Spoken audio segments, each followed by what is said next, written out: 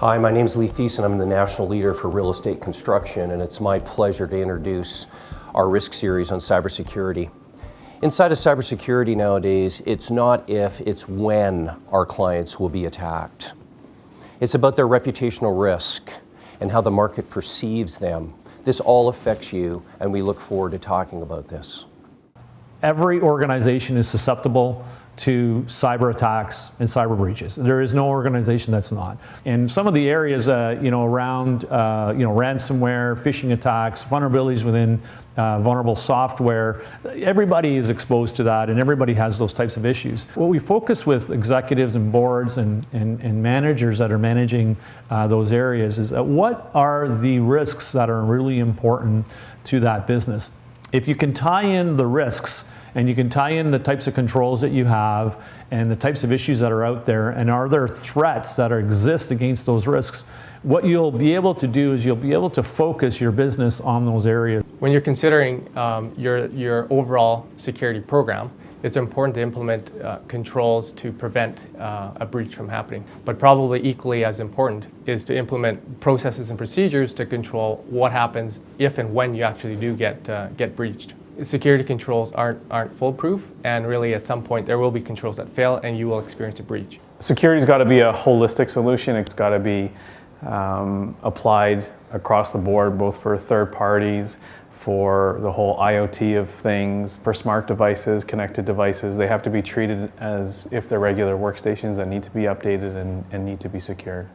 What you want to do is make sure that you have in place appropriate policies and procedures so your staff understand how to manage these incidents when it happens. There might be plans, there might be strategic plans and roadmaps that you really don't want your competitor to have an eye with.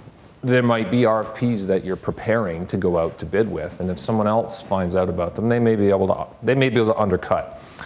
In the risk area, when we see a breach, we break down the loss into different types, and one of those types of loss is competitive advantage.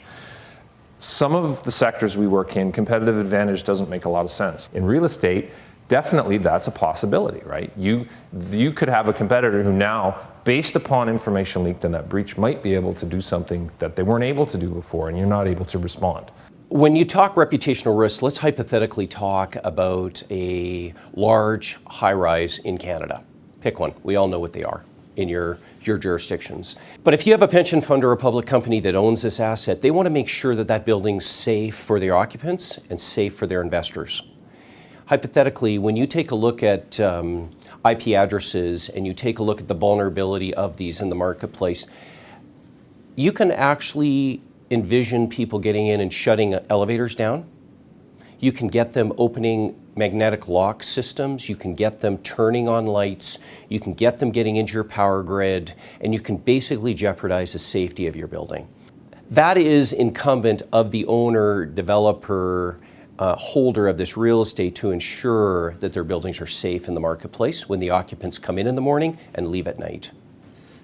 So ransomware essentially is where you go to a malicious website and download some sort of content that encrypts all the files on your machine, or you get emailed some malicious content that you open and execute, and it encrypts everything in your machine.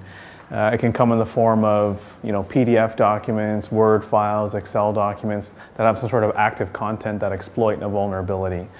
Once that machine is encrypted, the only way, for the most part, is to pay the criminals, essentially, the ransom fee in order to get the key to decrypt all the files on your machine. Recently, healthcare got hit repeatedly, over and over and over again, and they got hit, and they took it very seriously.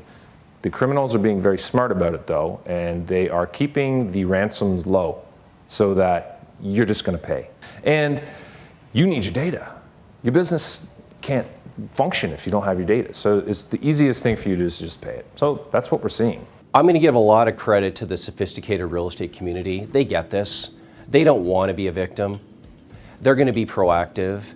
They're going to want to be able to report into their operating or boards that they're being active.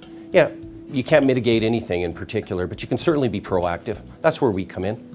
We come in to assist and partner.